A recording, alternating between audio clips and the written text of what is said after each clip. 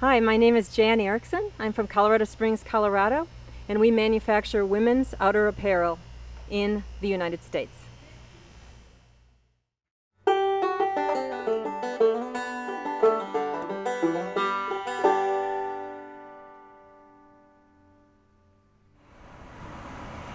We've been in business for about 10 years, and Janska started when I had a dream one night about a jacket for a friend of mine who had had a stroke. And nothing in her closet fit her any longer. She couldn't get her arm in a sleeve because of the stroke. And she was relegated to a hospital gown. And I noticed how people treated her differently, and also she was very cold. And I had this dream that I woke up and sketched, and the next morning I looked at it and thought, wow, what is this? I don't even know how to sew. But I had that jacket made up, and I brought it to Jean, and it was so soft and warm and simple, and it added dignity to her life. People treated her differently, and from that moment on, all sorts of ideas just tumbled in my head about what other things are needed and wanted. What are women looking for that they're not finding out there? And over the 10 years, it has developed into a national and international clothing line. We're in about 900 boutiques across the United States and Canada, and several catalogs as well. You know, there are people that you meet and you just feel so incredibly grateful that you met them. And I got booked to work for a company called Janska that Jan owns. And, you know, you really never know when you go out on a job as a model, especially an older model, whether you're going to show up and they're going to be like, oh my God, I didn't realize that I hired, you know, this ancient person. Or you're really not really sure what you're going to get. And when I showed up, my very first shoot was Jan. She was so loving and so kind, and she was genuine. And the clothes were so beautiful. And you put on the clothes and you felt really beautiful because you knew, it's kind of like, I always think of Jan as an artist.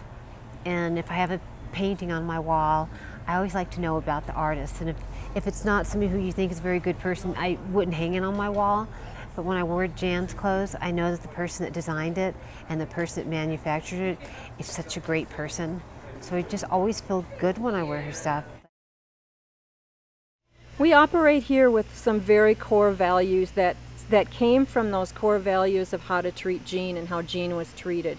Things like respect, integrity, teamwork, where we were working together, stewardship, and respect not only in terms of how we treat our employees and how the employees treat one another, but what we are creating adds respect and dignity out there in the world for all women that are carrying it, as well as the stores that are working with us and support us by buying our product and then selling it to their customers.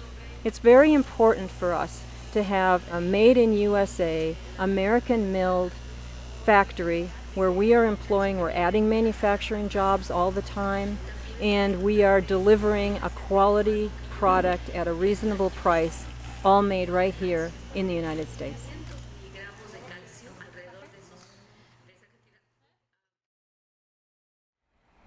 We feel very strongly about producing quality garments in America and employing people in our country that need work. And I'm so excited every time we add more manufacturing jobs. We use 5 different manufacturers across the United States.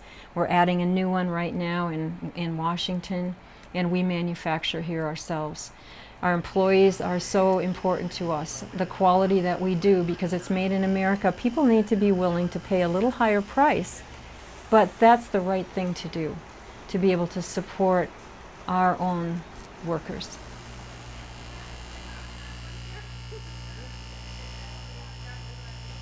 It's very important to us that we recycle whatever we can. There's a lot of waste that happens when you're in a clothing manufacturing plant, and so we don't want that to go into the landfill. We have at least a dozen different companies, different nonprofit groups that take our scrap and do wonderful things with it. Some have a little sewing teaching school for women to teach them how to sew. Some gets exported and gets made into little things, and then it comes back into the United States at some of the global village markets. And then we have some people who use it to make little purses or little flower pins, and we also use that for ourselves. And it benefits schools, it benefits Purple Heart Homes. It benefits a lot of different nonprofit groups that use our scrap to do really ingenious things.